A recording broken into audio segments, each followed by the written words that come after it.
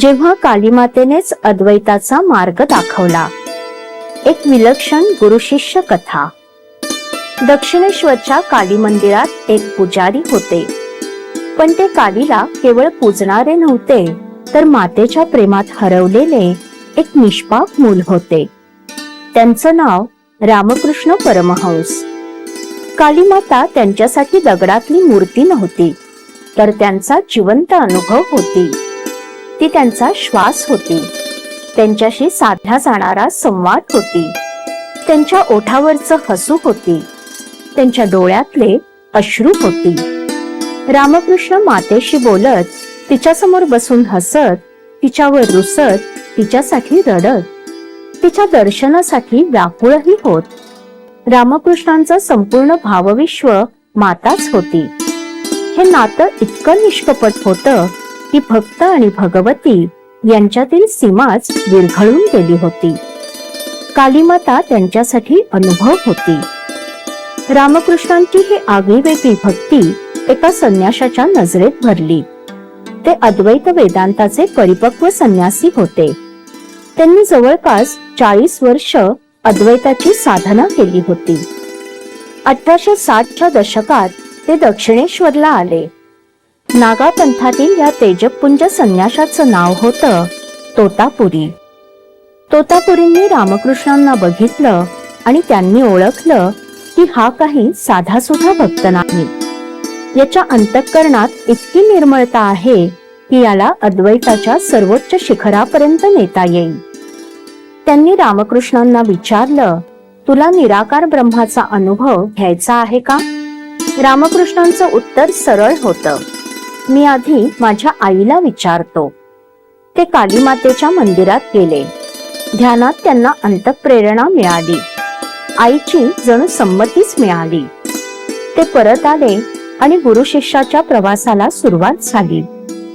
तोतापुरींनी त्यांना ध्यानात बसवलं आणि सांगितलं, मनातील प्रत्येक विचार सोड, प्रत्येक रूप सोड, सगळ्याच्या पलीकडे जा. रामकृष्ण प्रयत्न करू लागले, पण डोळे मिटले की समोर पुन्हा कालीमातेचं तेजस्वी रूप उभं राहायचं. नाव, रूप, भावना, पूजा हा रामकृष्णांचा मार्ग होता. तर ना मी शरीर, ना मी मन, मी शुद्ध चैतन्य हा अद्वैताचा गाभा, हाच तोतापुरींचा मुख्य अनुभव होता. ध्यानात बसल्यावर रामकृष्णांचं मन कालीमातेच्या प्रेमात पुन्हा पुन्हा विरघळून जात असे. त्यांचं ध्यान काही केला पुढे सरकत नसे. वास्तविक कालीमातेचं रूप सातत्याने बंद डोळ्यांआड येणं हा काही रामकृष्णांसाठी अडथळा नव्हता. ते त्यांच्या भक्तीचं सर्वोच्च शिखर होतं. पण तोतापुरी त्यांना त्या शिखराच्या पुढे घेऊन जायचा, रूपाकडून अरूपाकडे नेण्याचा प्रयत्न करत होते. ध्यानावस्थेत असलेल्या रामकृष्णांना त्यांनी ठाम स्वरात सांगितलं, आज कालीच्या रूपालाही भेदून पुढे जा. जिथे नाव नाही, रूप नाही, तिथे काय आहे त्याचा अनुभव घे. रामकृष्णांनी ध्यानातच कालीमातेचं रूप विलीन होत जाताना अनुभवलं आणि त्यांचं मन त्या रूपाच्या पलीकडे असणाऱ्या निराकार शांततेशी एकरूप झालं. तिथे नाव नव्हतं, रूप नव्हतं, भक्त नव्हता, भगवंत नव्हता. होते ते फक्त अखंड, अनंत, निर्विकल्प चैतन्य, अद्वैत. रामकृष्ण त्या अवस्थेत इतके खोल गेले की त्यांना बाह्य जगाची जाणीवच उरली नाही. तोतापुरी आश्चर्यचकित झाले. ज्या निर्विकल्प समाधीसाठी अनेक साधकांना दशकं लागतात, त्या अवस्थेत हा भक्त अल्पावधीत पोहोचला होता. ही सुंदर कथा इथे संपत नाही.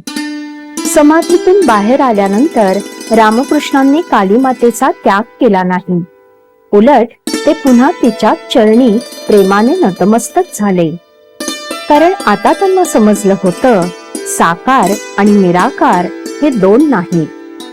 आई आणि ब्रह्म वेगळे नाहीत.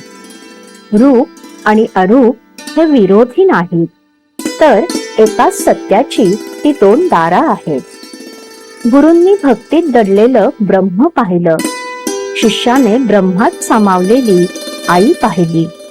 आणि भारतीय अध्यात्माला एक मोलाचा संदेश मिळाला. भक्तीचा शेवट अद्वैतात होतो आणि अद्वैताला पुन्हा भक्तीतच पाझर फुटतो.